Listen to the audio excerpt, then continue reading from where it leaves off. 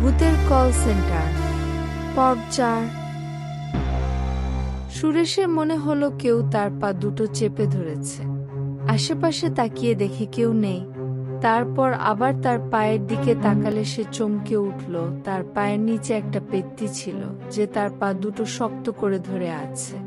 সুরেশ খুব ভয় পেয়ে জোরে চিৎকার করছিল।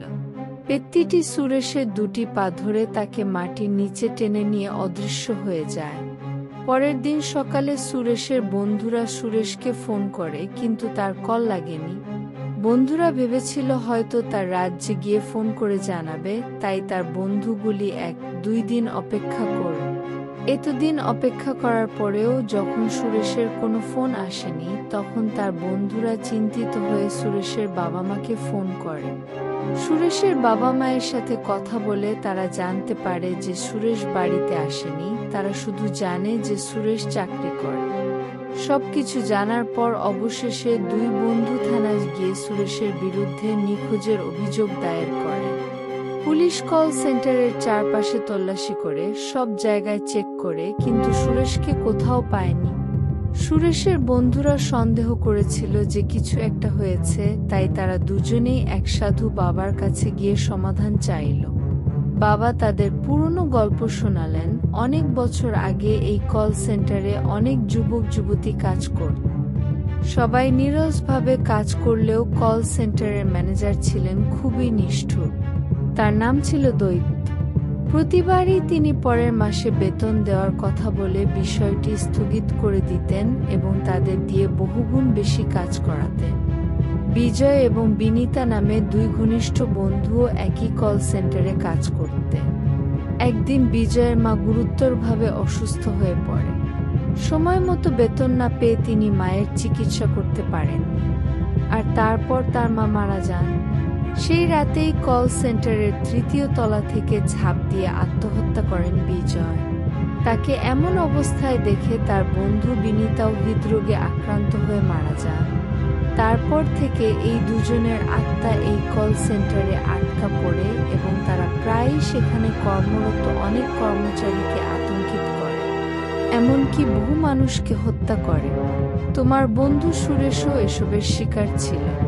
বিজয় এবং বিনীতার এই ঘটনার পর দৈত্যটি এই কল সেন্টার ছেড়ে অন্য শহরে পালিয়ে যায়, আর তারপর থেকে আর ফিরে আসেননি।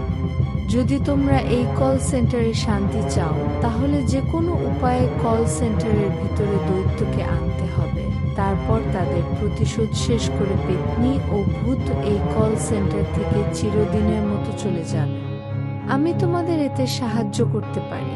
আমি এমন একটি বিদ্যা জানি, দৈত্যটি যেখানে আছে সেখান থেকে কিছু সময়ের মধ্যেই এই শহরে পৌঁছে যাবে এবং তারপর নিজের মনে এখানে টেনে চলে আসবে। এই বলে বাবা কিছু মন্ত্র উচ্চারণ করলেন এবং রাত নামার জন্য অপেক্ষা করলেন।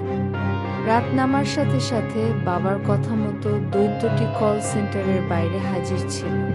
দৈত্যটি ধীরে ধীরে এগিয়ে গেল এবং হঠাৎ তার পা থেমে গেল, কারণ বাবা মন্ত্র পড়া বন্ধ করে দিয়েছিলেন।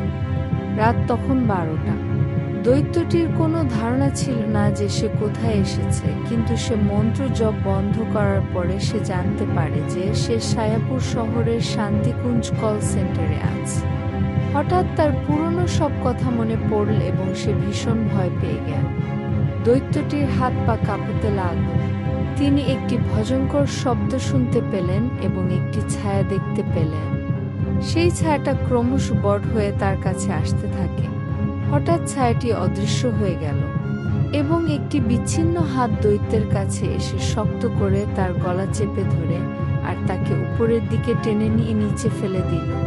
পরে গিয়ে ওঠার পর সে দেখল যে তার সামনে কালো কাপড় পরা একটি ভূত, আর তার ঠিক পেছনে সাদা রঙের পোশাকে এক ভয়ঙ্কর ব্যক্তি, যার নখ রক্তে রাঙানো। দৈত্য বলল, আমাকে ক্ষমা করে দাও, আমাকে যেতে দাও, আমি আর কখনো এমন করব না।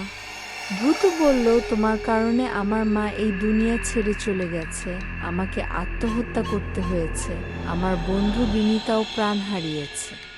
আজ বিনীতা আর আমি একসাথে তোমাকে যমলোকে নিয়ে যাব। এই বলে পেত্নী তার লম্বা নখ দিয়ে তার গলা চেপে ধরল আর জোরে চেপে তার হাত লাল করে দিল। কিছুক্ষণের মধ্যে দৈত্যটি মারা গেল। তারপর দুজনেই হঠাৎ অদৃশ্য হয়ে গেল আর তারপর শান্তিকুঞ্জে কখনো ফিরে আসেনি।